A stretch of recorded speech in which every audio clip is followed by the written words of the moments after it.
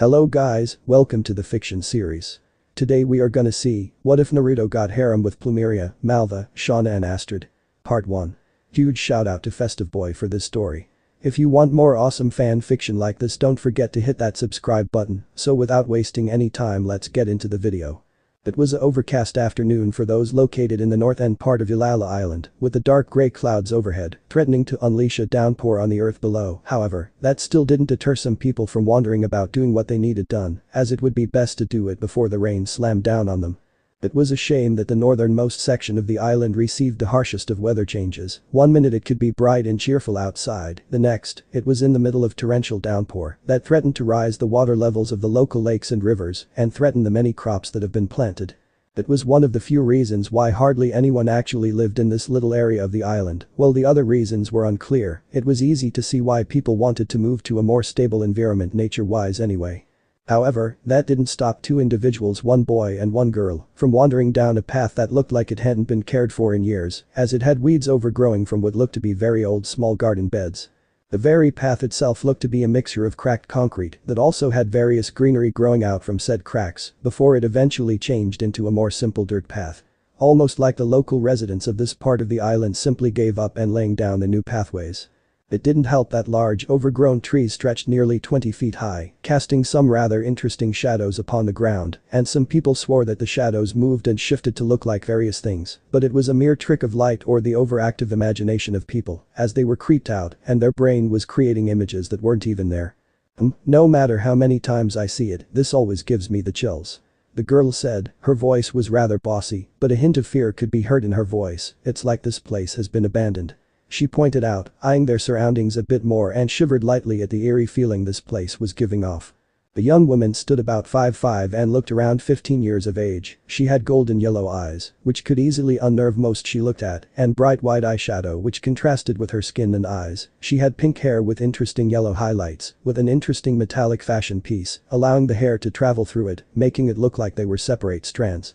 She wore a black sleeveless tank top, which showed her developing beep and showed her tanned skin and toned stomach with an X pattern under it, black, baggy pants with white zigzag patterns that hid her figure below her waist, and simple gray sneakers covering her feet, with hints of white being seen, meaning her socks were white in color. She also wore a black bracelet on her left arm, a gray locket around her neck, with what looks to be a skull logo insignia, and a pink skull tattoo on her toned belly.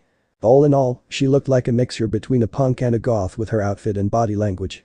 Well, it may look like this, it is a perfect cover for our base of operations, you follow me?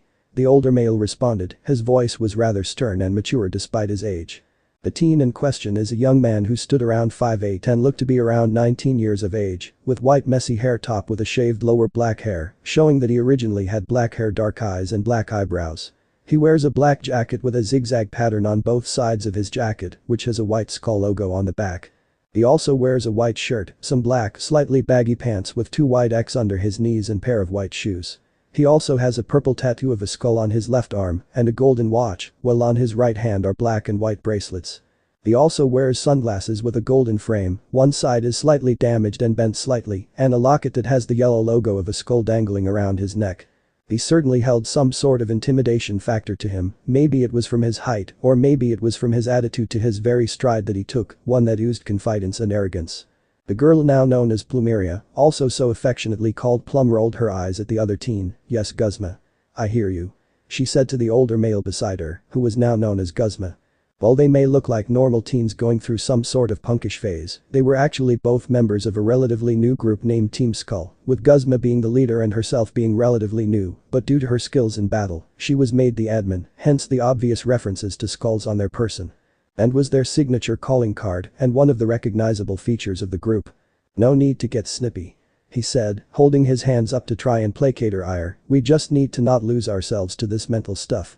I know there have been some rumors about this place, but that is what they are, rumors. He added on, shaking his head as he continued walking at his quickened pace. Besides, if anything was to happen, we have our Pokémon with us. He added on once more, patting down his pocket where his Pokeball lied with his partner inside. I know that. Plumeria said, huffing a bit as she felt a small breeze rush by her, messing her hair up slightly from said gust of wind. Is it even possible to find a place that will actually have shelter around here? She said, wanting to know if this was actually worth the journey they had. Of course. Guzma said, before looking at Plumeria out of the corner of his eye. Ever heard of a place called Po Town? He questioned, still not breaking his stride as he continued. Thinking for a bit, Plumeria racked her brain for any information or memories that she had of Po Town. However, it was few and far between, and the details weren't exactly there. I think so. Why, what's so special about it? She couldn't help but question him. Chuckling lightly, Guzma decided to answer her question. Po Town is rather small, but from what I remember, it had plenty of shelter for us to use and is barricaded. He said, before placing a hand upon his chin and thought, although, I have no idea why it has been abandoned, which is why the paths and this area look so overgrown and eerie. What do you mean barricaded? Plumeria asked. In her mind, she had no idea why a town needed to be barricaded. Another thing that interested her was the fact that it was abandoned.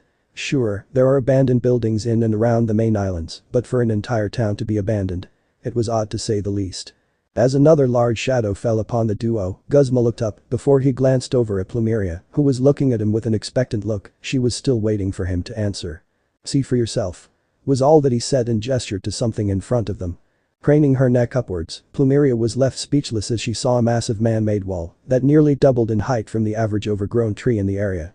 It almost looked like that this man-made object was to keep people in or to keep something out. Looking back at Guzma, you mean to tell me that a town is behind this wall?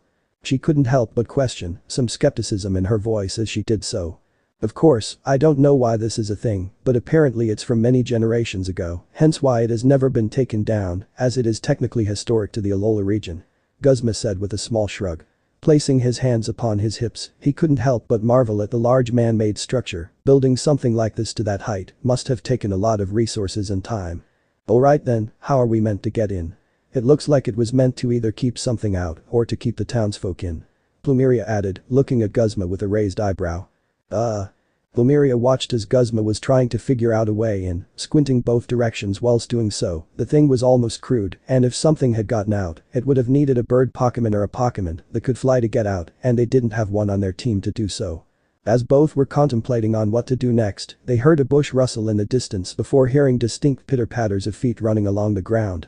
Looking at each other, they both shrugged and went to see what the noise was, both hands ready and itching to reach their Pokeballs, in case it was something they needed to battle. As they came closer to the rustling bushes and shrubs, they both peeked over the overgrown shrubbery. They were met with a rather interesting sight, and one that made them most curious indeed.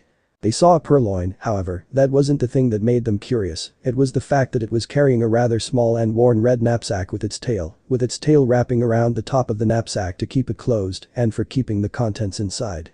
It was also carrying a few small blueberries in its mouth, with one orangish-yellow berry resting atop of its head. As the purloin walked with extreme caution as not to knock the berry resting on top of its head off onto the ground, it slowly made its way past the shrubberies, where the duo eventually saw it come out of the other side and start walking down the path, heading towards the direction of the massive, yet crude man-made wall. Well, that was a thing. Plumeria couldn't help but point out the obvious. It was so weird to see something like that. Not only was the purloin using a knapsack that seemed to be filled to the brim with items presumably berries, but it was also carrying a lot more in its mouth and one on its head. It was almost like it was hoarding. I think we found our way in. Guzma spoke up before getting up from his crouched position and brushed any specks of dirt, leaves or grass from his pants. Looks like that purloin is heading towards the town, and that must mean it knows a way in as well. Guzma said, puffing his chest out as he found a way into the town, even if it took a random Pokémon to give him that idea. Deadpanning at her team leader, she couldn't help but give him a deadpanned and rather sarcastic response as well. So are we going to follow the purloin, or are you going to stand like a loon even more? Painting a small tick mark on his head, hey. He yelled, before clamping his mouth shut and looked in the direction the purloin was. Good, it didn't seem to hear him, or if it did, it just didn't care. I am not a loon, maybe a bit chaotic, but nothing else. He said with a small huff as he started to walk in the direction the purloin was going, muttering things about smartasses ruining some moments for him. Sighing to herself, she had to shake her head at the actions and sheer emotional rollercoaster that Guzma can enter sometimes when he is upset or just annoyed, but she just had to say to herself that everyone is unique and has different quirks and values to them. But that being done and dusted, she soon followed after Guzma, and they both followed the purloin to wherever it was going, and hopefully, it would be a way into the town. However, as soon as they made it closer to the massive walls while following the purloin, it seemed like the heavens opened up and let loose a downpour, just to make the mood and eerie feeling of the place much more worse. They just didn't care, they were following the purloin that hadn't seen them following it. Little did they know that purloin did indeed spot them, but allowed them to follow. It decided that the child it was looking after needed some form of human contact and maybe those individuals could help him. Leaning against the side of one of the many run-down and near-destroyed houses, sat a young boy who couldn't be over the age of 5 years of age, yet he was here, sitting and really doing nothing to make time go faster. He had rather light blonde hair which actually used to be golden blonde, which looked like it hadn't been groomed in a long time and was caked with dirt and mud, rather dim blue eyes, and he had interesting marks upon his cheeks, which looked like whisker marks. He had 3 on either cheek. His tanned skin that he had from birth was becoming rather pale due to the lack of sunlight and nourishment from this abandoned town, with him even struggling to get one solid meal in a day. His clothing was dirty, ragged and basically useless on his body, with many tears and holes within the fabric. He didn't even have a pair of shoes to keep on his feet. If someone were to find him, they would be rather horrified at the state he was in, as one could see how thin he was, and it wasn't a good thin either. It almost looked like his body was trying to prevent himself from growing or gaining muscle, just to survive on a day-to-day basis, and it showed in his posture, as he seemed to even struggle to expend a small amount of energy to keep himself upright fully. He was just lucky that the house he found himself under had an awning, as that allowed him to stay out of the rain. However, he was still at a large risk of getting the flu or any other sickness from just being in the overgrown and abandoned town. This small boy who looked like a skeleton and was barely clinging to life was Naruto Uzumaki, a young child who had ran away from the orphanage, yet he still found himself worse off than he did when he was in the orphanage. He didn't know how or why it happened. He went to sleep one night after rummaging through some trash cans for something to eat, and when he woke up, everyone was gone. Even when he peeked through the windows into the houses that were once well kept and clean, the citizens of the town packed everything of note or of importance overnight, leaving nothing behind that could be scavenged. At least there had been some leftover food in some of the houses, and some of the trees planted in the gardens actually bore fruit that he managed to snag for himself to get himself a feed. Yet, even that ran out, and that left Naruto eating food that had expired or had gone moldy to survive, and that probably wasn't doing his body any help.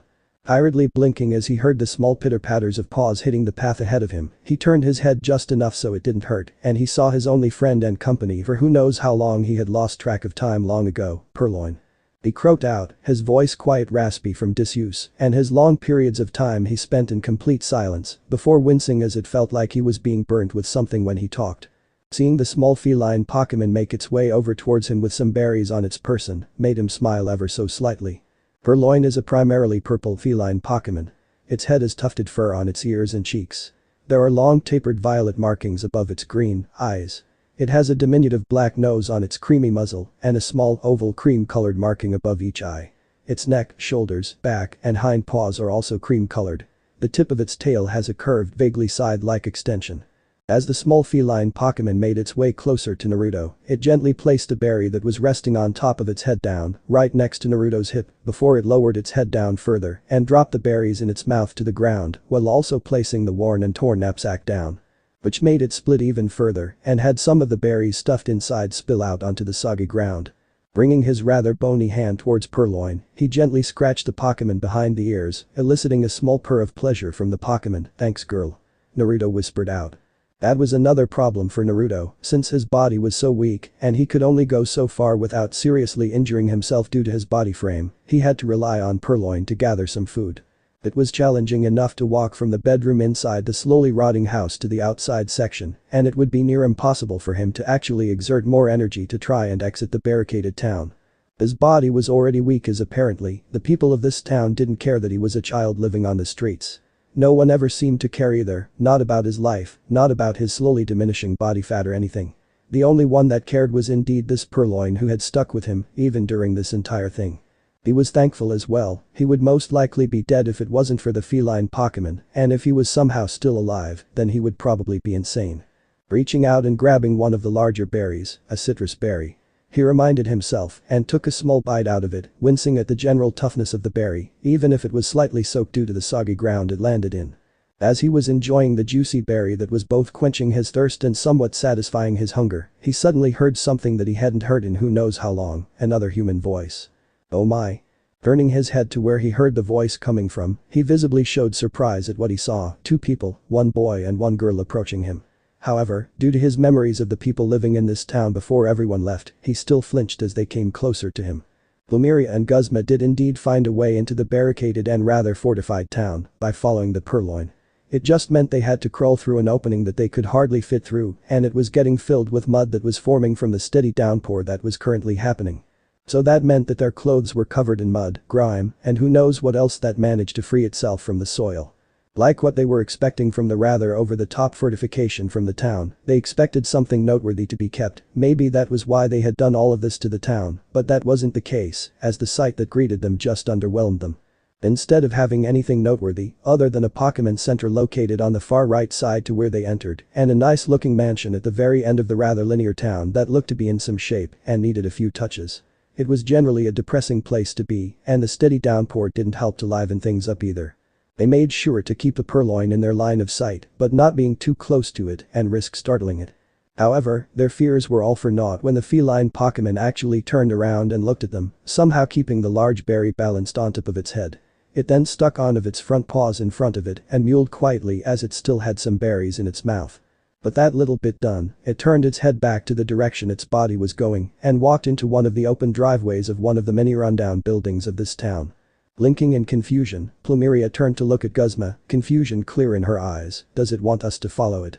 she asked, never having seen a Pokémon such as Purloin be like that.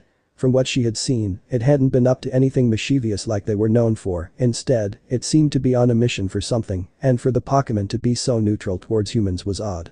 Shrugging his shoulders, Guzma merely replied, "Seems that way. Let's see what the little fella wants." But that being said, Guzma continued walking in the direction where the Purloin disappeared. His interest had been piqued and he wondered what this was about. Never would he have followed this Pokémon after finding a way into the city. However, it seemed that the small feline Pokémon had other plans. Sighing to herself, Plumeria really didn't have a choice but to follow him to where he was going. It really wasn't like she wanted to, she just wanted to get out of the rain, yet they were being sidetracked by a Pokémon that they had no right to follow, even if it wanted them to. This better be worth it. She thought to herself before once again moving and heading towards where Guzma and the Purloin disappeared to. It didn't take long for Plumeria to catch up to Guzma about a dozen feet away from where they left the path to follow the Pokémon, yet she was surprised to see her boss looking like that. He looked lost for words and even had this look in his eyes which she had never seen before. "Guzma?" she questioned, concern evident in her voice as she tried to garner the attention of him. It was all for naught as Guzma still stood there, his eyes never leaving whatever it was that got the attention of him in the first place. Throwing lightly at being ignored, she turned her attention to what he was looking at. What she saw shocked her to the very core and ignited something within her chest that she never felt before. Not for anyone. She saw a kid that couldn't even be that old, looking like he was too weak to even move as he was just that skinny. She could see how dirty his clothes were and how awful he looked. His clothing looked like they were falling apart at the seams and were on their last legs in itself. Every single time he took a breath, it was a labored one, and she could see how the clothing wasn't even the right size for him, and she could clearly see the ribsage of him every single time he breathed or moved. It was his eyes that really got to her the most. They were so full of sadness and all of these other negative emotions that she couldn't comprehend a small child like that having. Yet, here he was, sharing some berries with a Purloin. That must be what he has been eating for who knows how long. She thought to herself with a frown. She didn't know how long the kid had been here, but it must have been a long time for him to get that skinny and malnourished. The fact that he had to eat berries was one thing, and it clearly wasn't enough for his body to sustain itself and try to help him grow, and his body was basically eating at itself for him to survive the amount of pain he must feel every second of every single day made her shiver, and not in a good way. She could even see that his teeth were nearing yellow, meaning that he didn't even have supplies to brush his teeth. The fact that he could still smile and continue showing affection to the Purloin with him who was eating some smaller berries from the soggy ground, it was astounding. How could one still see some form of happiness while in this situation? Her shocked silence was finally broken after everything finally caught up to her, and the fact what she was seeing was real, and not some sort of daydream. Oh my, she couldn't even finish what she was saying, as her voice must have been loud enough for him to hear even from the distance they were at, and the reaction was one that was predictable, but it still broke her heart seeing. Raising her hands in a placating manner, trying not to frighten the malnourished boy in front of her, she slowly walked over to him, all the while smiling as to make him feel some sort of comfort. "Hey, it's alright. We're not here to hurt you or the Purloin," she gently said, before coming to a halt about half a foot in front of him, where she crouched down and gently brought her hand down and ran it along his arm. While his muscles did weakly flinch under the touch, she could feel his bones, and for the fact that his arm was so skinny that she could wrap her index finger and thumb around it. "You weren't supposed to do that with plenty of room to spare." Uzma, who was watching this interaction happening between this small child, who was clearly in a bad place right now and with Plumeria, probably one of the toughest members of his little group being this maternal, he just couldn't bring himself to separate them, Plumeria. He called out, calling her by her full name to show that this was a serious matter. Hearing her name called, she swiveled her head so that she was looking at Guzma, who looked a little uncomfortable at this mushy stuff that was happening. Yes? She questioned, her voice suddenly gaining an edge to it that made Guzma sweat lightly. Listen. I will be back with the other members. You don't have to come with me, as I can see that you want to be with him. He said, shifting his balance a few times to try and avoid the look that he was receiving. I'll see you in a bit, it depends on how long it takes for the other Nimrods to move. But that being said, he was about to turn around, however, he stopped in mid-step before looking back at the small boy, giving a small smile towards him. Be good for Plumeria, okay? She will stay with you, and then, we will help you. But that being said, Guzma turned his head back, placing his hands in the pockets of his pants and walked away, his heart aching a little from seeing such a young boy in a state like this. That boy was definitely suffering more than he had when he was a child, with his mother passing away at a young age and his father becoming, well, a terrible man. He just couldn't take away Plumeria, who seemed to have bonded with the kid the moment she laid her hand upon him. Sometimes, females worked in such odd ways to him, yet, it was also comforting to see Plumeria breaking out of her tough girl shell and being maternal, despite only being a young teen herself. He guessed that the question of females being more maternal than males was correct.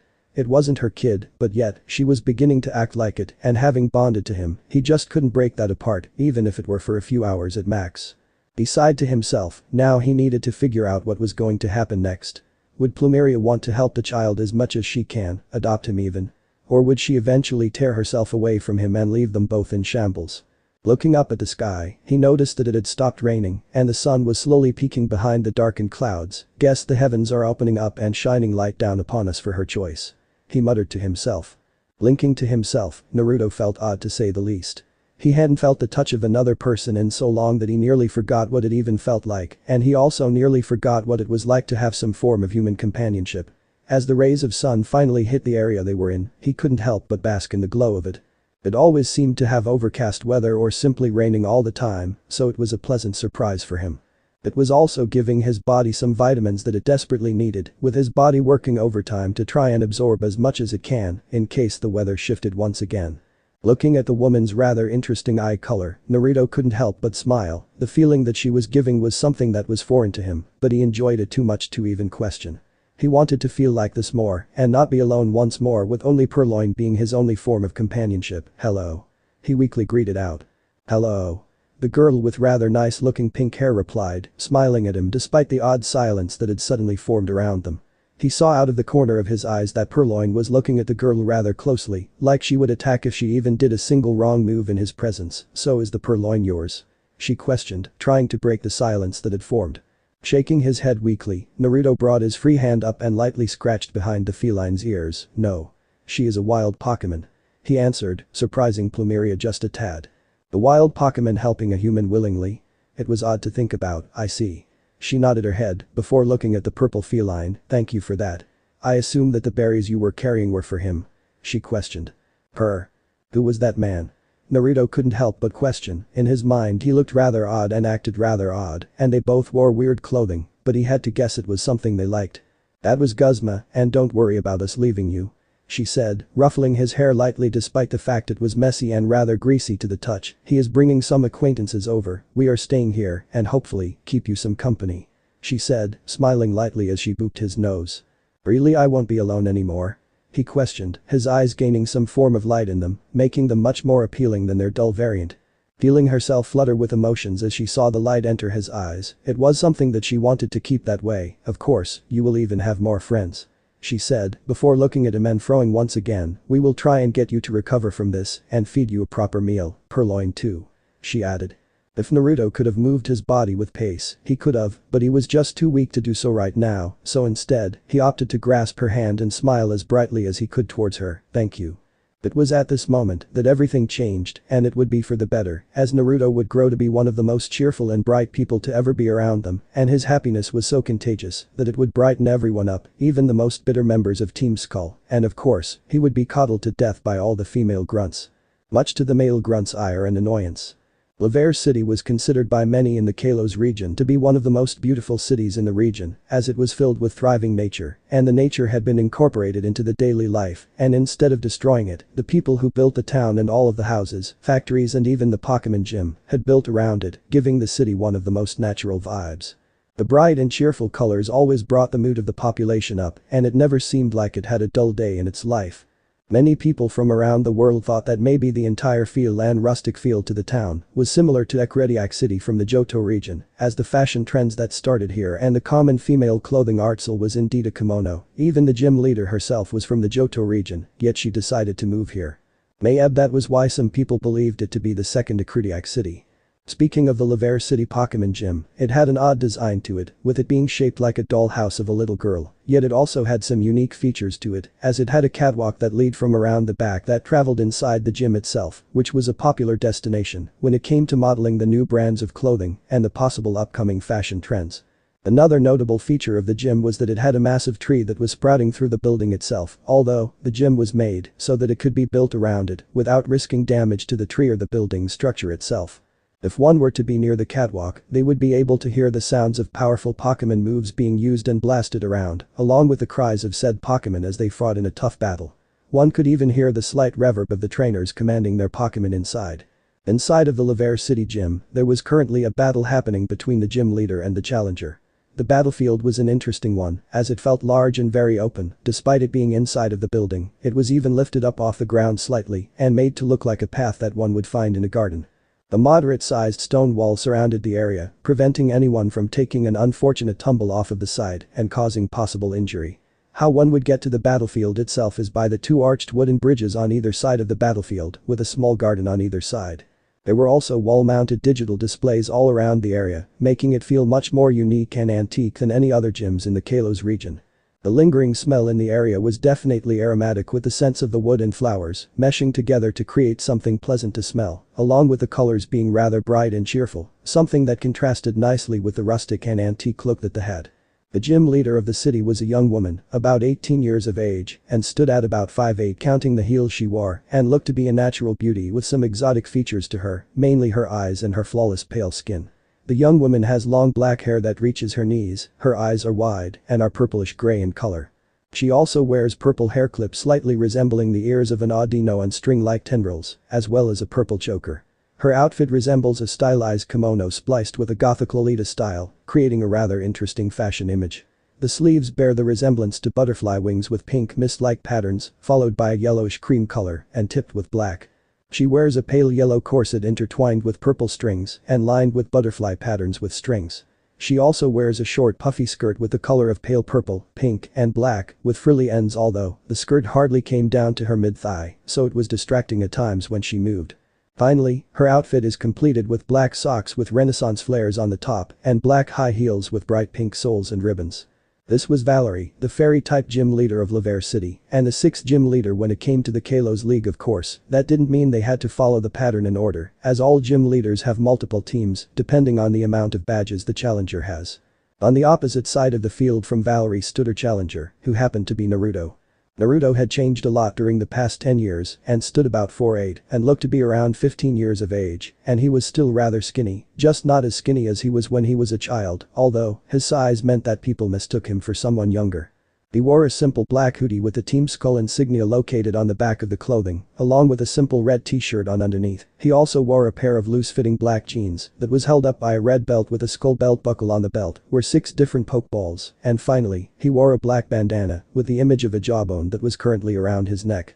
Fit snugly around his neck, which was nestled just behind the bandana, was a simple green gem that had been hollowed out in the middle, and it contained a blackish-purple gemstone with a helix formation in the middle. The reason for his short height despite being in his mid-teens was simple, the fact that in his childhood, he was living off the bare minimum with berries, and sometimes when he was lucky, some other food that Purloin managed to snag. It left a large detrimental impact on his growing body, with it basically destroying itself to give him the required energy to function during the day. Since he lived on his own for so long before Plumeria or Guzma took him in, it meant that his body had lost a lot of the nourishment and nutrients that normally came with the standard meals that a family would have, and this meant that his body was slower and weaker than other kids his age. And for the fact that he struggled to move around, meant that his muscles sometimes seized up or just stopped working.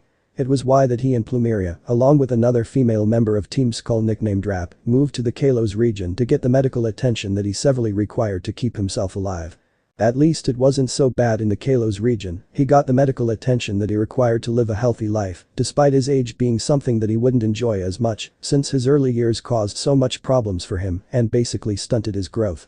The most surprising thing that happened to him, both of which made him angry, yet joyful at the same time, was that he got to meet his uncle. The only problem was that Guzma and the rest of the grunts had to stay over in Alola to do whatever it was they wanted, he just didn't know what they were aiming for by staying in the island region. Scorpio. Use cross poison. Naruto called out to his Pokémon. The Pokémon in question was a large purple, scorpion-like Pokémon. Its eyes are a pointed shape with blue-colored upper portions. Drapion has 2 small pointed protrusions between its eyes and 1 on the back on its head. The Pokémon also has protrusions on its jaws, 2 on the upper and 3 on the lower, with large fang-like white-colored features extending from its mouth. Its body is composed of many violetto-lavender body segments which ends with a tail with 2 stingers. It also has 4 segmented legs with pointed toes. Its most distinguished feature is its huge claws. This Pokémon was Drapion, the ogre scorpion Pokémon, or as his trainer nicknamed him, Scorpio. Drapion crossed its large clawed arms above its head with a fierce purple glow surrounding the pincers. A purple X then appears in front of its crossed arms before firing the X of pure purple and rather sinister energy towards its opponent at frightening speed. Sylveon, dodge it. Valerie called out, her voice was rather soft, yet one could hear the passion that she had for battling and for her Pokémon. Sylveon is a quadruped mammalian Pokémon covered with pale cream-colored fur with pink feet, ears, and tail. It has light blue eyes, long ears with blue interiors and thicker fur, a tiny nose, and 2 straight tufts of fur on top of its head. There are 2 bows on its body. 1 at the base of its left ear and 1 on its neck. Each bow is pale cream with a pink center and trails a pair of ribbon-like feelers. The feelers are pale cream with light blue tips. Before the tip of each feeler is a pink and then a dark blue stripe. It has slender legs with small 3-toed paws and a fluffy, slightly curved tail. However, it was obvious that the damage that it took over time from the previous battles got to it as it wasn't quick enough and one of its hind paws got caught by the large poisonous X that was speeding towards it, causing a small explosion of dust and slight bubbles to linger in the air. Sylveon. Valerie called out, trying to push away the slowly drifting cloud of dust and grime away from herself. How she managed to use her arms properly inside the wing part of her outfit, people would never know. As the smoke and grime eventually cleared from the air in the arena, they were finally able to see what was the outcome of the devastating super effective attack. Sylveon is unable to battle.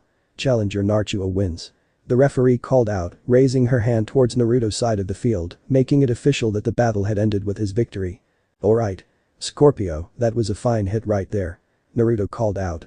His cheer caused his Drapion to swivel around, which was creepy as his upper half had rotated a full 180 degrees whilst his lower half remained the same. It roared out before the lower half of its body finally followed the upper half and made its way over to Naruto before it leaned its head down and allowed his trainer to rub his head. Seeing the large and aggressive Pokémon acting like this was odd, however, to Naruto, it was normal. Despite his Pokémon looking tough and fearsome, they were really big softies outside of battle. Whether that was due to his short height or for something else, he didn't know. His female Pokémon were especially careful around him, with Liepard being the most protective one of the bunch. Speaking of Liepard, that was the same Purloin that helped him when he was all alone in that abandoned town. She stuck by his side through thick and thin, even becoming his first ever Pokémon that he caught. Taking his attention from the Drapion that was leaning into his touch, he turned his gaze towards the benches along the side of the arena and he saw his Liepard making her way over towards him. Liepard is a slender purple feline Pokémon speckled with yellow rosettes. It has a pink mask marking over its eyes, a pink nose, and small yellow markings over its green eyes. It has 2 pairs of long yellow whiskers and a tufted yellow underside.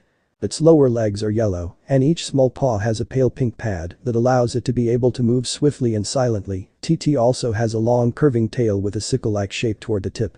Purring softly as she petted by Naruto, she stuck her tongue out and gently licked his hand, showing her affection, despite the odd texture of her tongue, which felt like sandpaper rubbing along the skin. Naruto. Hearing his name being called, Naruto moved to stand in front of his Drapion, who had also turned around and was looking at Valerie as she was approaching, keeping a watchful eye on the stranger that was approaching his trainer. That was a great match. I'm proud to present you the fairy badge as proof of your accomplishment.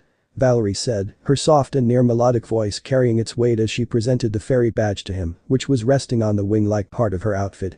Smiling lightly as he took hold of the new shiny badge and placing it in his badge case, he finally felt a sense of joy. He had defeated all of the gym leaders, and that meant he could participate in the Lumia City conference, and he now had an entire 2 months to prepare and train for it, thank you.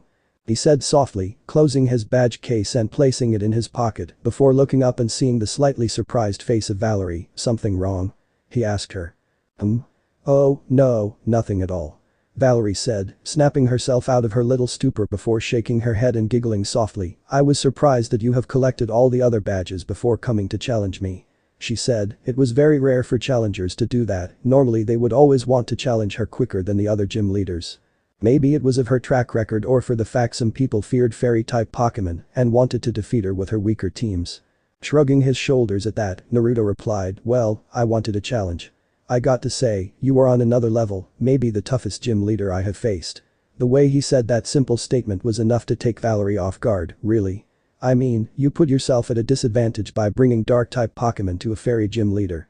She pointed out. I chose to come here with my team, I wanted to be challenged. I wanted to push myself to the limits, and you did that for me, if it wasn't for some luck on my side, I would have lost. Naruto said, grasping her outstretched hand and shaking it in a sign of good sportsmanship. The simple and unexpected movements and strategies caught me off guard, yet it was the determination of my team that eventually came through. Giggling once again, something that rang bells in Naruto's ears, he already took a small liking to her for her personality and for the eccentric and unique way she dressed, so hearing something like that again and being so close, it definitely made his heart pound a little faster in his chest. I see. Quite the charmer. I'm ain't no charmer, I just speak what's on my mind. Naruto vehemently denied the simple statement from Valerie, who was starting to lean in a little bit closer to him. Well, that is what makes you different from the others. She spoke out softly, before doing a traditional bow. I wish you good luck in the conference. She said to him, before starting to move back away to the side of the field she came from. Thank you, I appreciate it. Naruto said, waving to her one last time before heading out of the gym. He needed to heal his Pokémon and let his uncle and adoptive mother of the results from the battle. Valerie sighed to herself as she made her way through the gym. It did get rather empty and lonely in the building sometimes, with the only real time that people were around was when a fashion show was on and the next one wasn't happening for a while. It did leave her a lot of time to ponder on what to do next and maybe think of ways she could improve her training, along with the beauty of her Pokémon. Valerie. Humming out in acknowledgement, she turned her attention to the official match referee, who also happened to be one of her closest friends that she had in this city. Leaving behind her own city in a completely different region didn't sit well with her friends or other family members.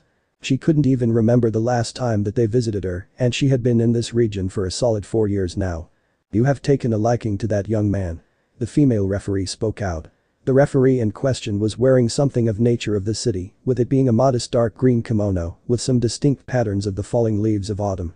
Sweat dropping at her friend's bluntness, something that she always had in spades when it came to speaking her mind. She was trying to deny it, however, she saw the look of victory that she had on her face, meaning that she had no way out of it, and if she denied it, then she wouldn't let it go. Maybe I have, however, he is much too young for me. She simply said, before making her way into her private quarters. Yes, not only was this her gym that also acted as a catwalk for fashion shows, she also had a private room and her own private little area inside the gym, in which she lived her day-to-day life when there were no signs of challengers or fashion shows coming up. You do understand that he said he was 15, right? I even checked on his official registry for the league and it told the same thing. The referee told Valerie, sweat dropping a little at the rather unique gym leader and friend. Oh, I thought he was lying. Valerie stated, before going over towards her mahogany desk, he is very short for his age. She added, before looking through the small file of papers that had built up over time. Yes, but that could be either his genetics or something caused that to happen. I do suppose you're right. Valerie said, nodding to herself as she finally found the correct paperwork. However, my duties as gym leader mean that I can't follow up on this until the gym season is over. The paperwork was something every gym leader had to fill out and send to the Kalos Pokémon League committee to prove that the trainer had actually beating the gym through legal means and didn't break in or steal the badge. If the paperwork wasn't filled out or sent to the committee in time, then it would be possible for a trainer to be disqualified by the time the Pokémon conferences were about to start, and said trainer would be fined and also have a possible penalty of losing your trainer's license. It was sad because it happened once before and it spread like wildfire. It not only forced said trainer to be looked down upon, but rumors said that he didn't take the news too well. It was only after the league ended and a few months had passed did the KPL committee came out and apologized directly to the trainer, yet he was nowhere to be found. Then go chase after him, I'll take up the mantle of the gym leader for you. The referee suddenly spoke, taking a seat on one of the few chairs in the room, which also happened to be just before the mahogany desk. Blinking a few times, Valerie resisted the urge to clear out her ears, as that would make her outfit dirty. Turning her attention from the paperwork, she looked flabbergasted at her friend. "Excuse me?" she questioned. "You know what I said. Tiffany, I can't burden you and leave you or suddenly take a break, what of my fashion shows?" Valerie said, denying her friend now known as Tiffany of the thought that entered her mind. "What about?" "No, trust me," Tiffany said, cutting off whatever else Valerie had to say. "Val, when was the last time that you had a break from this and just enjoyed being free from the duties of a gym leader?" Tiffany asked her friend. As she saw Valerie open her mouth, she quickly cut in once more. "Don't say your fashion shows, those don't count." Shutting her mouth with a small audible click, Valerie thought long and hard, and if she was being honest, the last time she had a break not counting when the Pokémon conference season was over, it had to be well over 2.5 years since she enjoyed a break without the responsibilities or duties as a gym leader hanging over her head like a rain cloud. "Can't think of any time?" Tiffany asked with a raised eyebrow. "No. I can't think of a time when I had a break," Valerie admitted with a small sigh.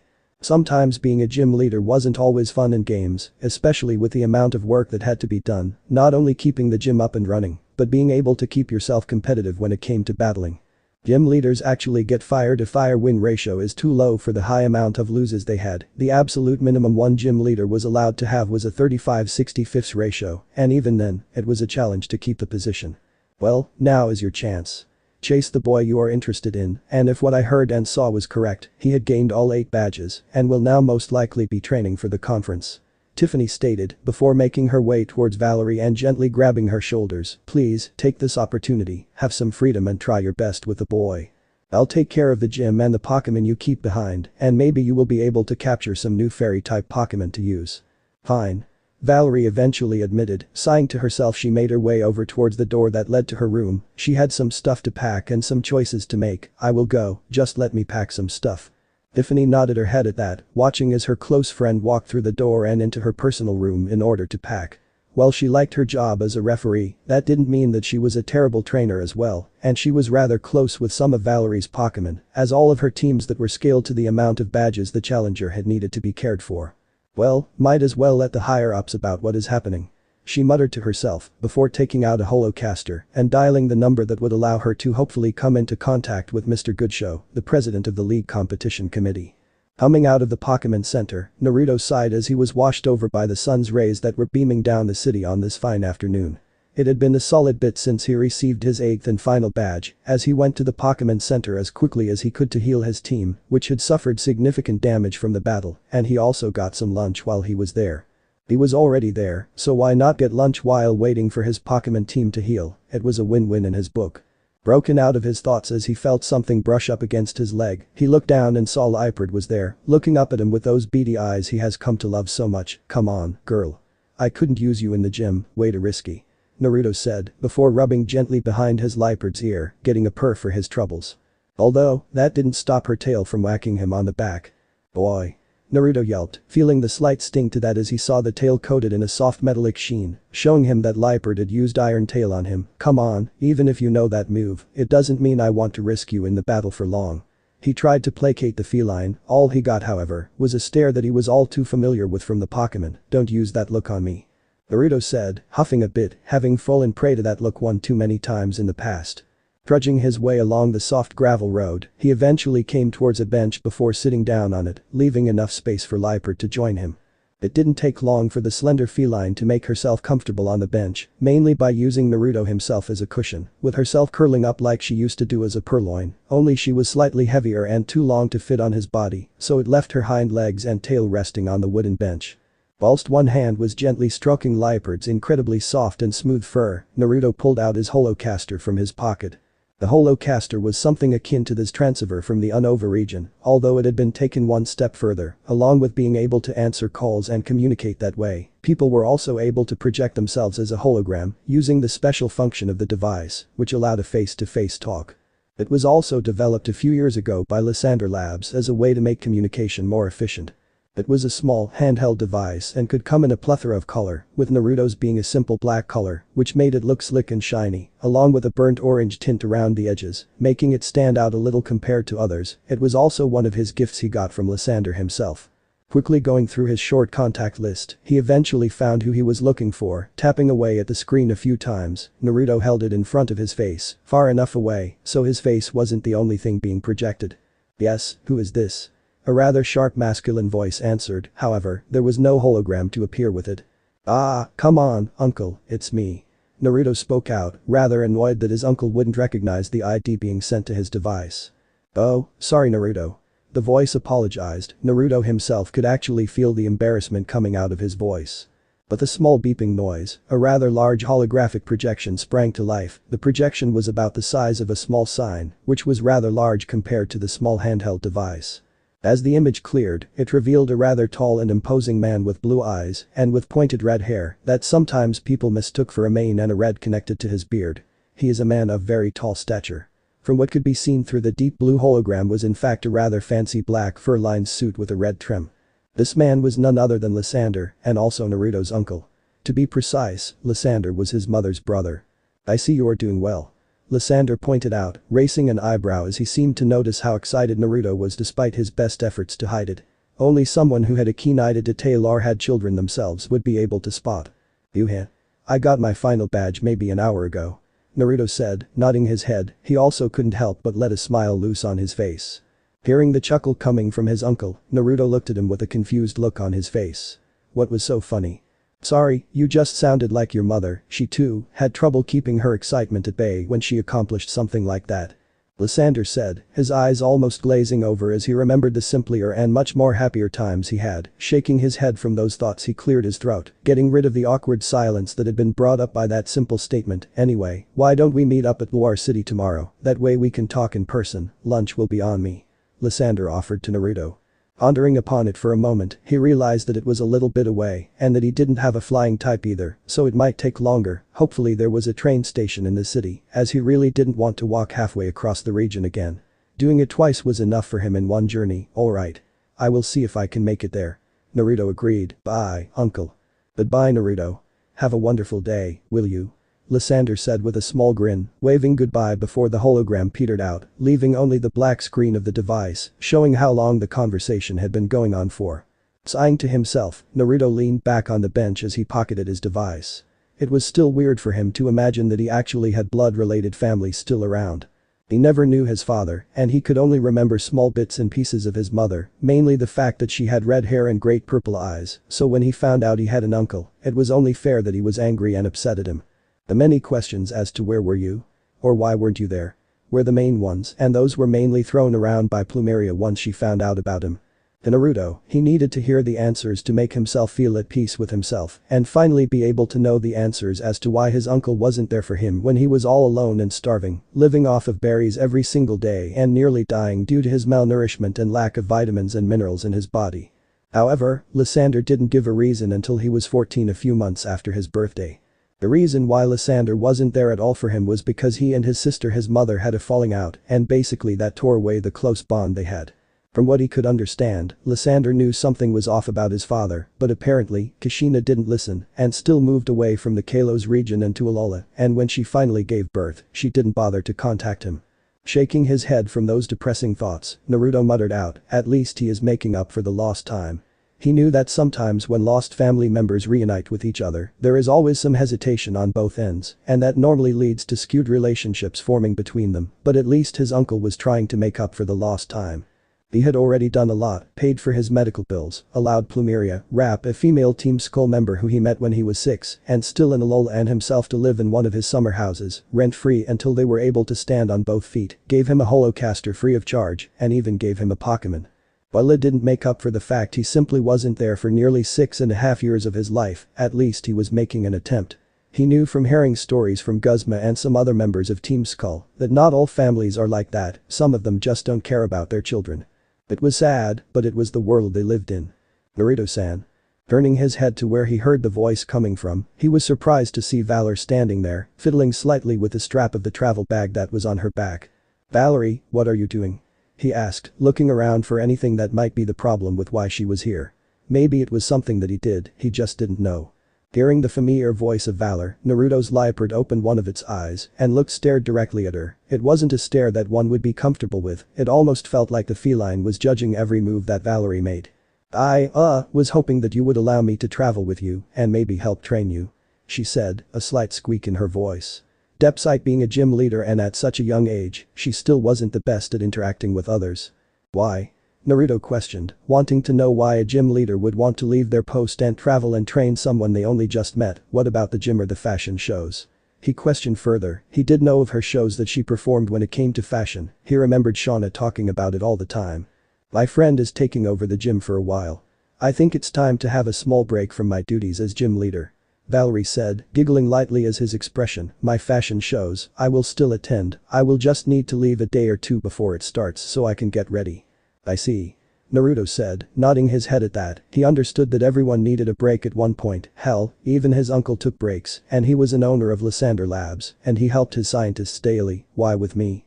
I mean, why do you want to travel with me?" he questioned, trying not to sound rude or uninviting. "Well, I say that you have piqued my interest," she simply said, bringing one of her winged sleeves up to her face to hide her small smile that was slowly growing. "Well," Naruto drawled out, running through some different possibilities of this.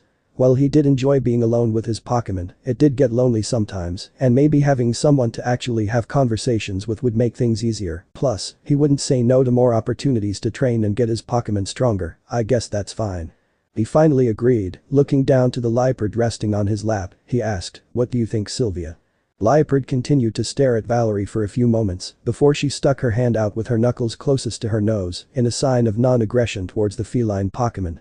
Sylvia seemed contemplative for a few more moments before she finally nudged her head against the back of Valerie's hand and giving her a small lick. It basically meant she was fine with Valerie and would tolerate her, as Sylvia herself didn't appreciate most company that Naruto sometimes got.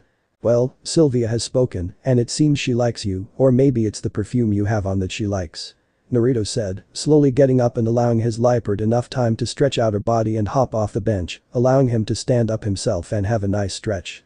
Sitting down for long periods of time really was challenging for him, he liked to continue moving, it was one of the reasons why he was always fidgeting in battle, it allowed him to keep calm and level-headed, otherwise he would lose concentration.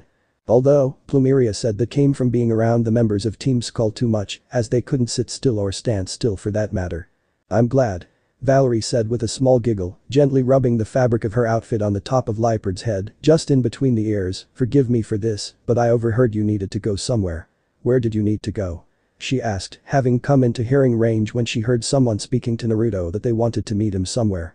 Rubbing the back of his head with a sheepish smile, he replied, "Well, I need to be in Gluar City by lunch tomorrow, but I don't have any way to get there that quickly, unless there is a train station that I have missed in this beautiful town." "Well, I'm afraid we don't have a train station, but I can offer you a ride on one of my Pokémon to travel there," Valerie offered, taking hold of one of the Pokeballs hidden in one of her sleeves. "Really?" Naruto questioned, watching her nod her head, he couldn't help but let out a cheer. "Thank you, what a lifesaver." Giggling once more at his eccentricity, with his size matching his attitude, but not matching his age or outfit at all, she gently threw one of her Ultra Balls out from her sleeve. Since she was a gym leader, she was allowed to carry 8 Pokémon with her at all times, but she could only use 6 of them in a battle against a trainer. In a small pop and burst of bright yellow light, a rather serene call of a Pokémon came out before the light died down and the Pokémon was revealed, and it was one that Naruto didn't face during his gym battle earlier in the day. The Pokémon revealed was a white avian Pokémon with an ovoid-shaped body. While its feet are small and situated closely together, its wings are broad and triangular. Red and blue triangular markings over its underside, and it has a short tail consisting of 3 feathers. On the back of its head are 3 spikes. A red-tipped one on the right, a blue-tipped one on the left, and a pure white one in the middle. It has a relatively flat face and small, black eyes that glistened with joy and happiness. This the Pokémon cooed out once she stretched her wings after being let out of the Ultra Ball it was held in. "The Tajicus?" Naruto questioned, looking the Pokémon up and down, turning to Valerie, he allowed the concern and some trepidation to be heard in his voice. "Are you sure she can carry the both of us?" Well, it wasn't unheard of for a Pokémon to carry 2 humans, seeing something that small do it, however, was a different thing. He was afraid that it might not be able to carry the both of them such a long distance. "Don't worry, she is more than up to the task," Valerie said, petting the Tajicus on the back lightly, getting another coo from it. "Tajicus, do you think you can fly us?" Valerie begun, gesturing to herself and Naruto to Gluar City. She finished. The Tajikus looked in the direction of where her trainer gestured and saw Naruto and Leopard, turning her attention back to her trainer. She cooed out, "Too. Toj. I see."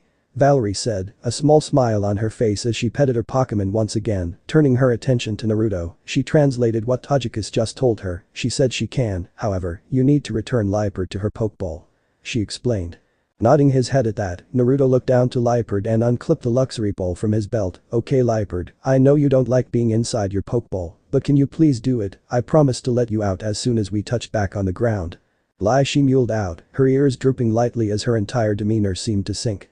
She really didn't like being confined inside the Pokeball. One of the reasons why she was always outside of it was so she could always be near Naruto to protect him like she did when she was a little purloin, and for the fact that she loved the outdoors. "Thank you, girl," Naruto said, rubbing Leopard between the ears trying to cheer her up before a red beam connected with the Leopard and she was sucked back into the safety of the luxury ball. "You really care about your Pokémon, don't you?" Valerie stated, her wide gray eyes never leaving Naruto's form. She even had a gentle smile on her face to see how well he handled trying to cheer up his Pokémon. "Yeah, I care about every one of them. I treat them like family because that's what they are to me, not just some mindless beasts that are only meant for battle.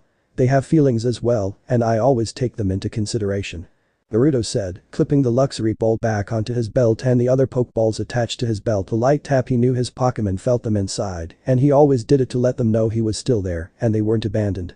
"That's nice. Sadly, that mindset isn't shared by many others in the world," Valerie said before maneuvering herself on top of Tajikus, making sure that she was in a position to hold on gently without hurting her. "Come on, you can hold on by wrapping your arms around my waist. I don't bite unless you want me to." Giving a small giggle at the slight flush on his cheeks as he was told what to hold on to, she waited until she felt his arms wrap around her waist, taking note of how gentle he seemed to be holding on to her before patting Tajikus. "Alright girl, you can go now," she said. Not a few moments later, Tajikus was gently soaring through the air with little difficulty, despite having two teenagers on her back. She was used to carrying much more when it came to Valerie and her little shopping sprees. Plumeria was annoyed. No, scratch that, she was beyond annoyed. In fact, she was so annoyed that she would rather be in Alola dealing with the numbskulls that were in Team Skull.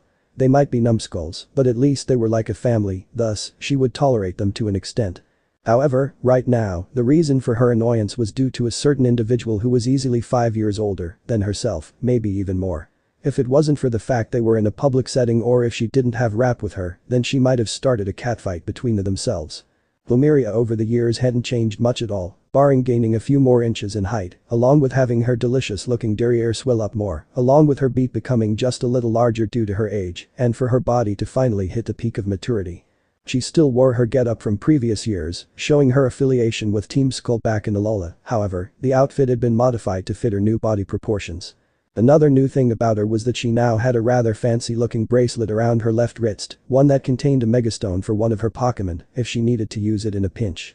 All in all, she looked like someone that people would truly go after if they were into the bad bitches. However, if someone did even come up to ask her out or try to get into her pants, then she would vehemently deny them and maybe injure them, depending on how badly they annoy her. The reason for that was simple, her heart already belonged to someone else, and that was Naruto, the same little boy she and Guzma had come to rescue all those years ago. She knew that it might be considered bad, considering that he had grown up with them, with her acting as the motherly figure to him, despite her best attempts at getting to call her big sis instead. She wasn't that old to be a mother, but if he were to put a bun in her oven, then she would gladly bear his children. So an older, mature feminine voice spoke out, breaking her from her thoughts. Bringing her attention upwards to the person sitting opposite her on the three-person table in which Rap was trying to be the mediator if things got out of hand, she was met with the person that was bringing her the most annoyance. The woman in question has a slightly tanned skin tone and a pink hair with a ponytail and curls on her shoulders. Her eyes are orange in color and mostly hidden behind a pair of red shaded sunglasses. She wears a black turtleneck that reveals her belly button and red and black jeans with several diamond-shaped cutouts at the front, revealing some parts of her legs, as well as black high-heeled shoes. In addition, she wears a mega amulet around her neck. This was Malva, who was not only part of Team Flare, but also a member of the members of the Elite Four, who specializes in fire-type Pokémon. Along with those two parts, she was also a news reporter on the side to rack in some extra cash on the side. Gritting her teeth in annoyance at the sass in the woman's tone of voice, Plumeria glanced around the establishment they were in, which happened to be rather empty, as it was actually a cafe that led directly to Team Flare's base. Don't ask her why that was the case, but it was actually closed for some amount of hours on certain days when members of Team Flare were to be found in the building. It also helped that the barristers were actually members of Team Flare as well. Shifting her attention back towards the older woman in front of her, who also seemed to have an interest in Naruto, much to her and Rap's ire, she was fiddling with a small teaspoon, gently swirling and mixing the cafe au lait she had ordered, along with a pain au chocolat, literally meaning chocolate bread that had a bit taken out of it already. What? She asked, not hiding the annoyance in her voice all that well to the woman in front of her. Malva rested her chin on her hand, keeping herself up using her elbow which was on the edge of the table. Flashing a small smile towards Plumeria, you know, when is it we can have little Naruto to ourselves? I'm not getting any younger. She added, looking at Plumeria at an angle so half of her eyes were showing over the lenses of her glasses. Bristling slightly at that, sure, she knew that some females had an attraction towards Naruto, and they were mostly his age and a little older, with her being the oldest at 25 years young, and most certainly still in her prime years. However, once she found out that Malva had an interest in him as well annoyed her. Considering that she was 30 years of age and the age difference being a lot more sensitive as she was literally double Naruto's age. Sure, she was in her 20s while Naruto was only 15, but at least the age difference wasn't that bad at 10 years, unlike with Malva, it would be 15 years difference. It would easy to classify Malva as a cougar or simply a sugar mama. When he wants to, and that might mean you will be nearly in your 40s by the time he is ready to become intimate with the ones who actually love him for who he is, and not just because he is young and exotic. Plumeria said, leaning back in her chair and flashing a smirk in Malva's direction. Tapping her teaspoon along the side of the small cup, Malva hummed to herself, yes, I do suppose that will be the case, however, I am sure he will appreciate the form of a more mature woman, compared to his adopted mother. She shot back, hoping to get under the woman's skin. BFFT. Plumeria scoffed out, flicking a strand of pink hair out of her line of sight, as if he would be interested in someone with saggy tits, he would rather them firm like mine, plus, there is nothing wrong some kinky roleplay. Plumeria shot back, crossing her arms under her bust to make her point more emphasized. From her perspective, it did look like Malva had some saggy tits, unlike hers where they were firm and made some heads turn. I am by far the more successful person, as not only am I a stronger trainer, but I am also much more refined and have more womanly charm compared to you. What do you do? Make sure your looks are still perfect and hardly train your Pokémon. I'm amazed they haven't started ignoring you yet or tried to find another trainer. Malva stated, grinning madly, before she blinked a few times and adding in something else to rile the younger woman up, also, at least I still am a virgin, unlike you, and my cunt isn't used and considered sloppy seconds.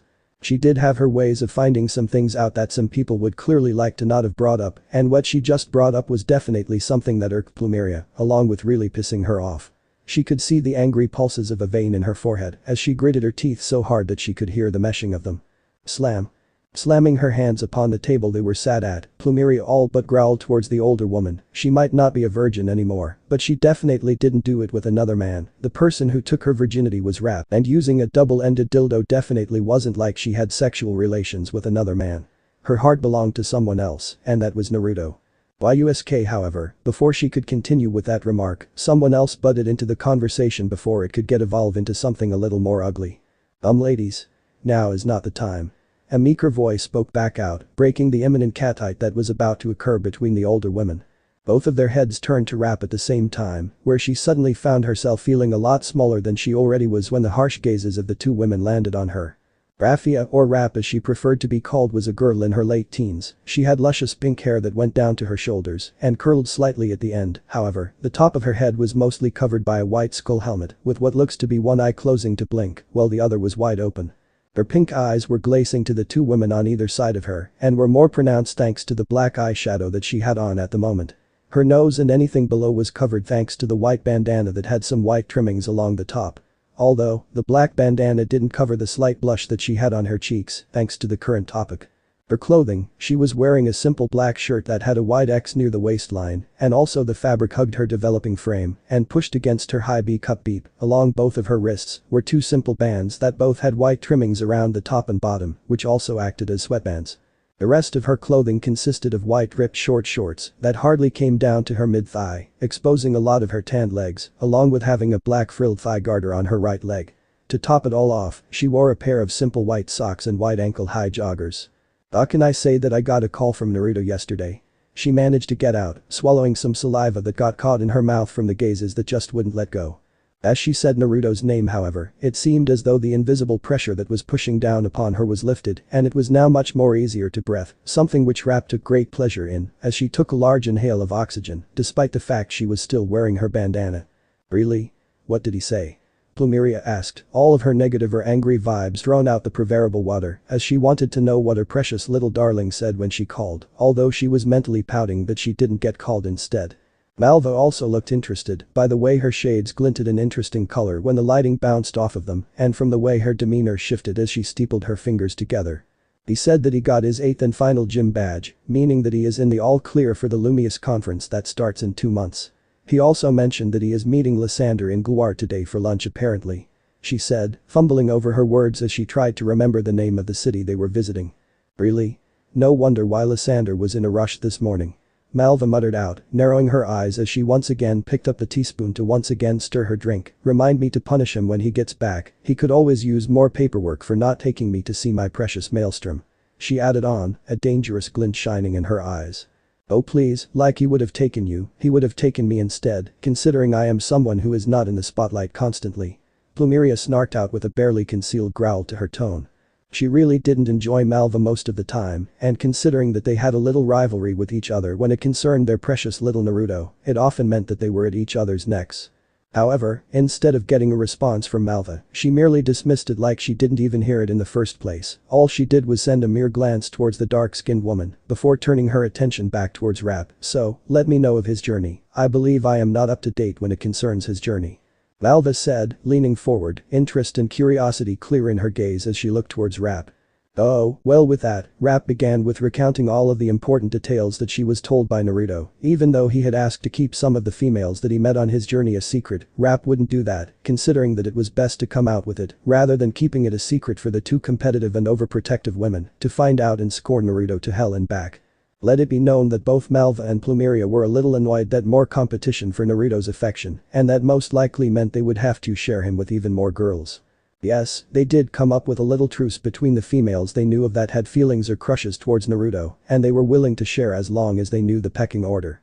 That already consisted of Plumeria, Rap, Malva and Shauna, however, now even more people had been brought into the game, one of them even being a gym leader and a fashionista, which meant that it would be even harder to hide the relationships from the press and media when it finally came time for everyone to come to terms with it and begin the polyamorous relationship.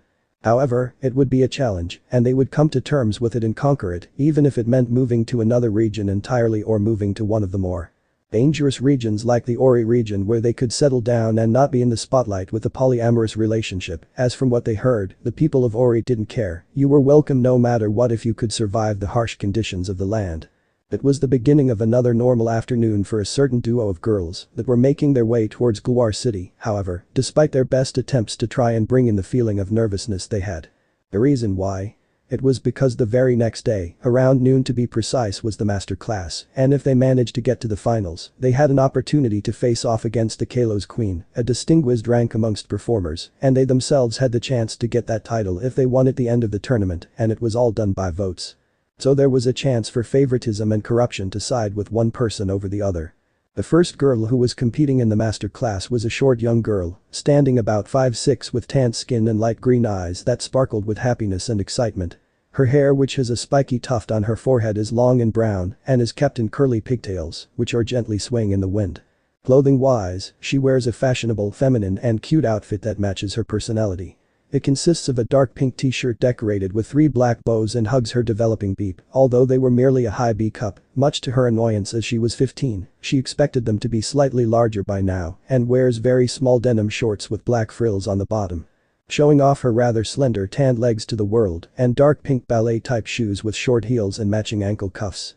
For accessories, she wears a dark pink wristband and a black frilly bauble on her right wrist. She also carries around a white and pink purse that matches her shirt, complete with a black bow. All in all, she liked the color pink and liked black to be a secondary color to bring out the brightness of the primary color. This young 15-year-old girl was Shauna, a rather cheerful and energetic girl that liked to help people when she can, and with her personality, it wasn't very hard to not gain some attention, and she seemed to be able to make friends easily, even if they were the complete opposite personality-wise with her.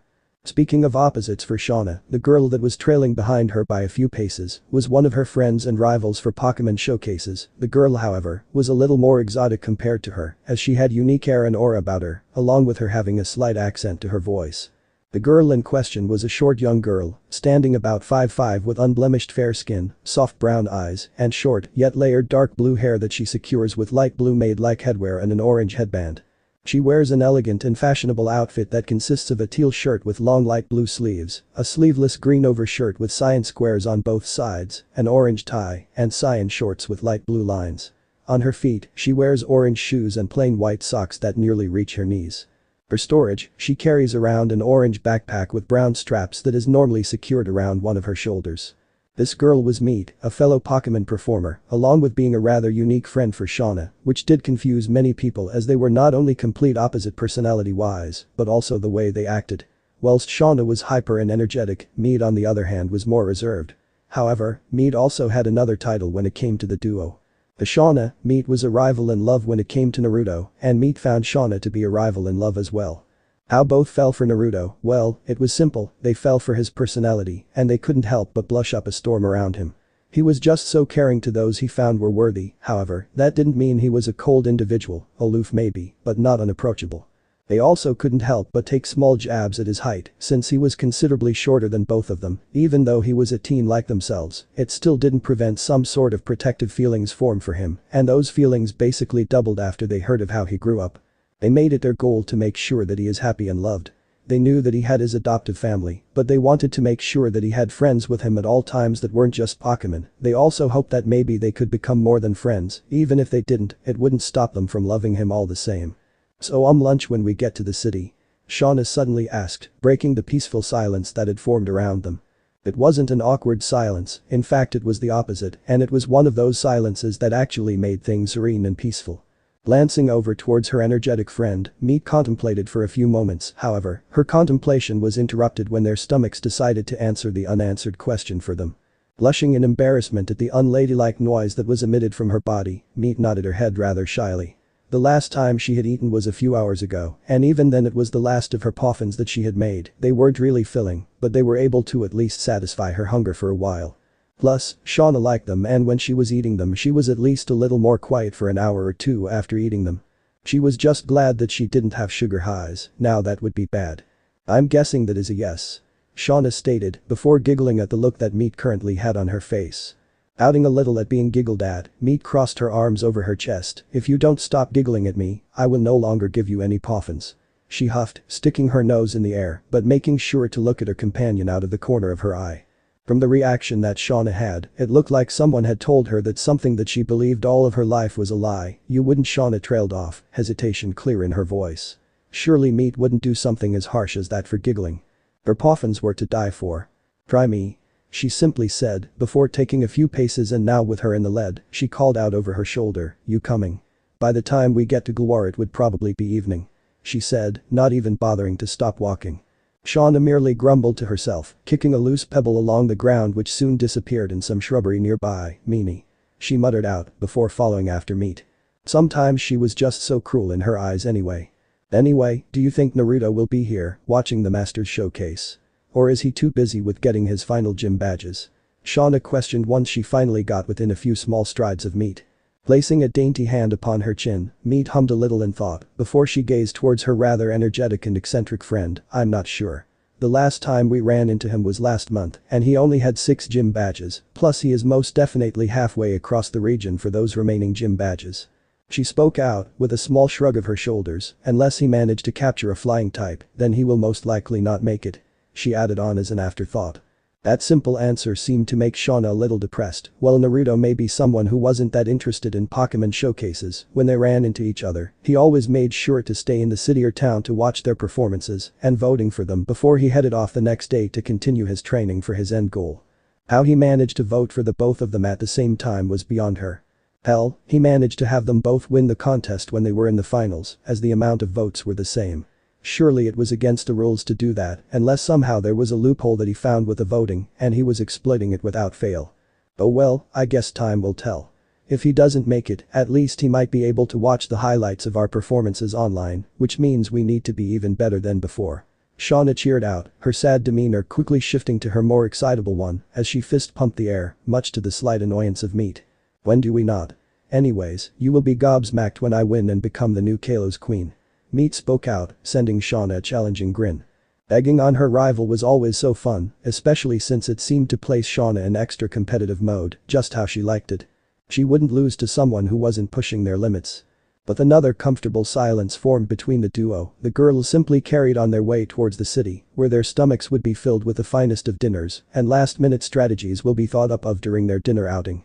Naruto had woken up a little early in the morning, mainly due to him being used to waking up in the early hours of the morning, when he had to camp out in the wilderness, when he couldn't make it to a nearby town or city, when he was traveling the Kalos region.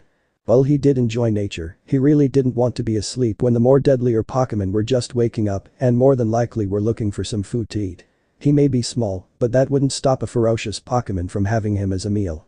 When he first woke up, the thought of moving from his position was unappealing, as he was laying on the most comfortable mattress that he had ever had the pleasure of sleeping on, and the covers that were warming his body up from the frosty night and the bitter morning were amazing as well.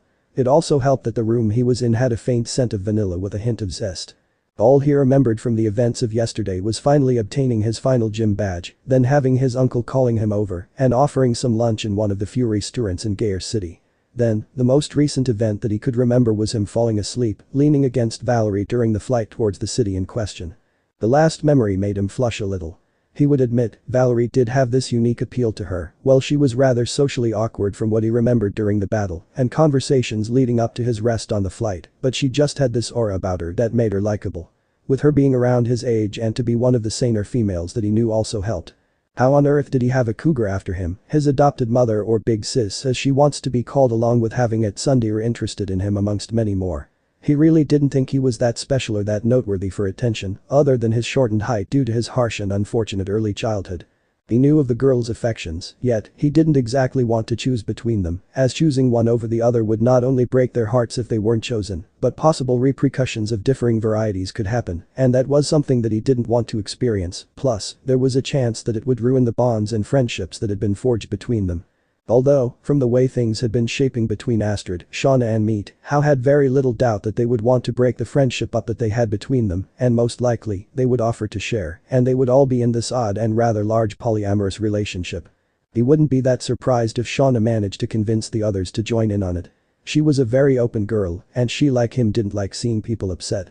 It just wasn't in her being to make someone upset when she had the opportunity to make someone happy. Have a nice day, ma'am sir. Shaking his head from those thoughts, he turned his attention from his wavering thoughts to the person that had spoken out.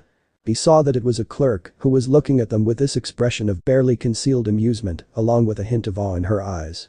He noticed how her gaze rather unsubtly mind you went from Valerie and to him, with her eyes basically asking the question, did you do it? However, that was not the case, and something that he really didn't want to answer either way. Sure, it might have been odd for a teenage girl and a teenage guy to be sharing a hotel room that had only one bed, which he woke up in with Valerie, all but spooning him, with her being the big spoon and himself being the small spoon. However, they were only acquaintances. Maybe friends now, since she decided to ditch the gym and help him with training, so she wouldn't be that bold and risky to do something like that with someone she had only met that very day. He already got enough flack when it came to his uncle, and most certainly received enough teasing and lewd gestures from Plumeria and Malva respectively. Thank you, have a wonderful day. A slightly whimsical voice of Valerie spoke out to the clerk, with her seeming, turning his gaze to Valerie, had to wonder why she would actually book a room in a 5-star hotel, even when she wasn't actually in the city, nor was she planning on being in it. Who does that? Booking an expensive room for the entire year, only to use it maybe 5 times at most during the year. It must be expensive, unless she has all of that money that she got for being a gym leader, and fashionista were enough to book that room all year round. Since waking up for this morning, he saw that Valerie was dressed in something that was a little more normal than her previous outfit, as she was garbed in a rather loose-fitting rose gold kimono that had a silver sash that tied it together, her hair was cascading down her back with nothing strewn within the strands, and the pokeballs that she had were in her long sleeves, although she was still wearing her black-heeled boots from yesterday, along with a hint of white being seen underneath from the fabric of her socks. Like last time, she was wearing very little makeup, just allowing her natural beauty to shine through. He had to give it to her, all in all, she really did have a nice fashion sense, and she could play the role of being an unexpected trainer very well, since really, who would expect pokeballs to clipped into someone's sleeves?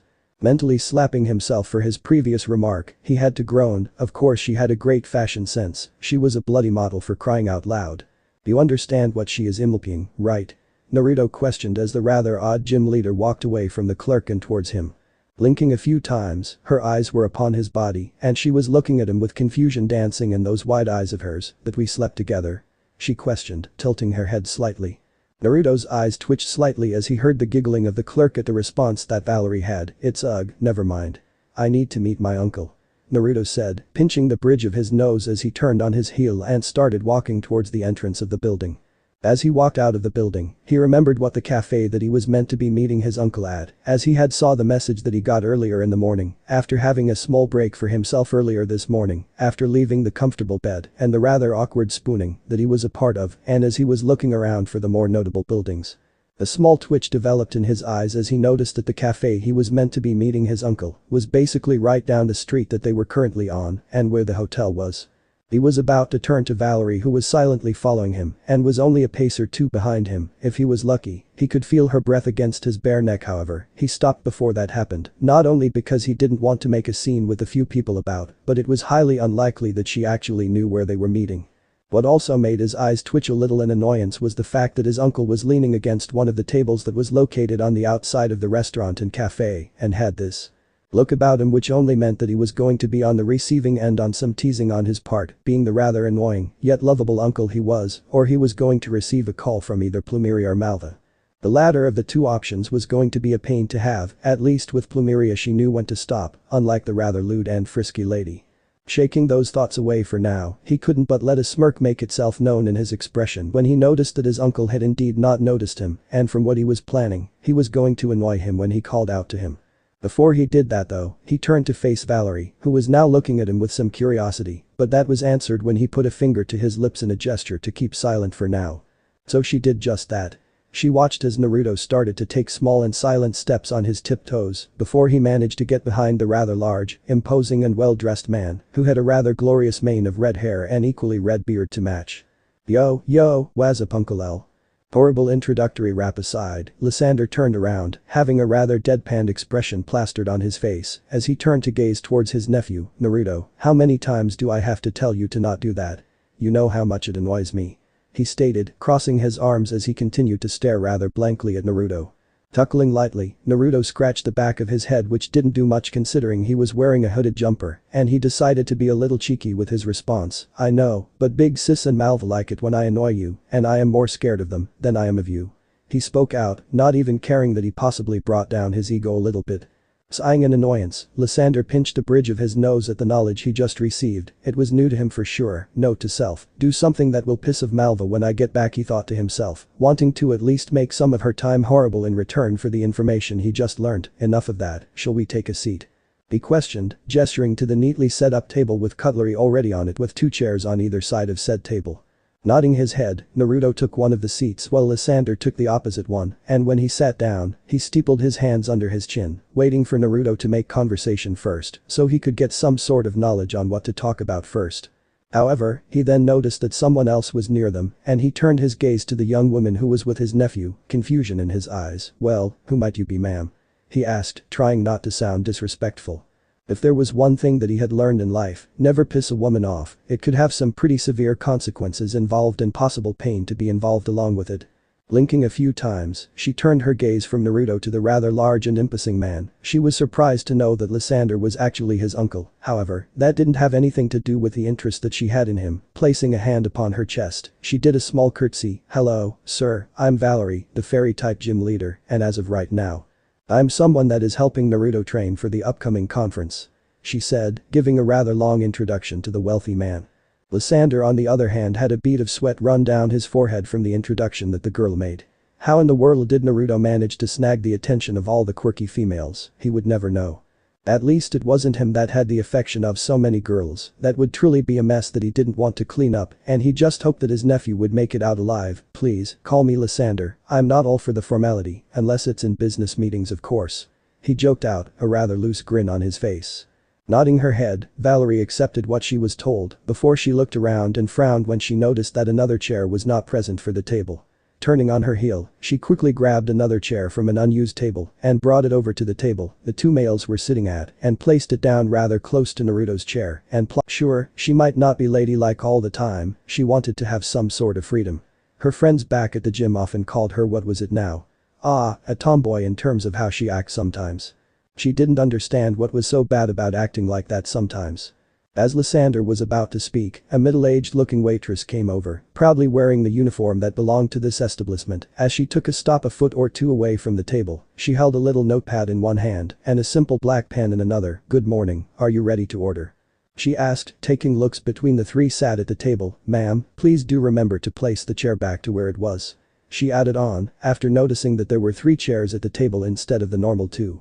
Nodding her head at that, Valerie quickly checked over the rather fancy menu that the cafe had, a small frown on her face as she quickly glanced over the options. "May I please get a croque monsieur with fried egg on top and just a glass of water for the drink please," she said, finally deciding on the meal that she wanted. Nodding her head, the middle-aged waitress wrote down Valerie's order and a few moments later, her gaze was shifting from Lysander to Naruto, waiting for them to make their choices known so she could write it down. Humming a bit as Naruto quickly read through the menu which he politely took off Valerie, he finally had his option decided. "Can I get steak frites with a chocolate frap, please?" Naruto asked, knowing that the item that he ordered was something akin to a quick and easy dinner, but it was still one of the better options on the menu that he wanted, plus he wouldn't have to wait for a long time to get it. Blinking a few times at the food that he ordered, the waitress quickly got over it, deciding that it was best to allow the customer to get what he wanted and scribbled it down on her notepad before finally keeping her attention on Lysander, who happened to be stroking his beard at the time. "May I get the salmon and papillet with a side of vegetables please and cafe au lait as the drink please?" he asked, placing down the menu he had in his hands to the middle of the table for them to get collected. Nodding her head she wrote that one down before placing the pen in her breast pocket and she took the menus that were on the table in her other hand. "Thank you for ordering, we will get your food out as soon as you can and the refreshments will be out momentarily," she said, a small smile on her face as she turned on her heel and walked back inside the building. With the ordering done, Lysander leaned back a bit, allowing himself to loosen his posture in the seat as he looked towards his nephew. "So, how is the skrelt that I gave you coming along?" he asked suddenly, wanting to know how his nephew was coming along with the Pokémon that he gave him as sort of an apology amongst many things for missing out on so much of his life and not being there for him. His eyes sparkling as he heard the question, he eagerly replied, "He is coming along just fine. In fact, he has evolved and is nearly on par with the rest of the team, he just needs to get some more experience in battles with his current form." While his skrelt may have evolved recently after many tough battles, he needed to have a few more now that he evolved to get used to his new body and get used to the power that he now had that he previously didn't have when he wasn't evolved. He didn't want a case of his Pokémon not listening to him as dragon-type Pokémon were rather stubborn and have a tendency to not listen to their trainers after evolution.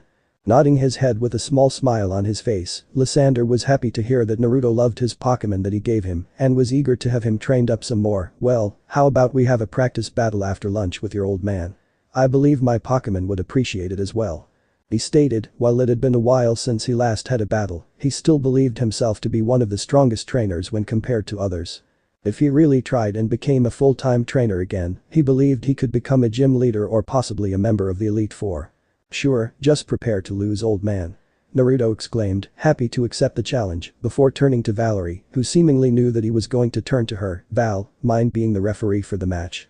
he asked, calling Valerie by a nickname to save time with saying her full name and to give her a nickname for the hell of it.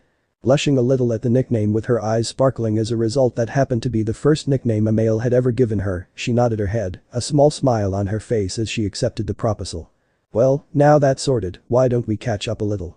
Lysander offered, after having taken in the response that Valerie had, although he really did have to mentally remind himself that something was going to happen between the females that Naruto managed to garner the attention of.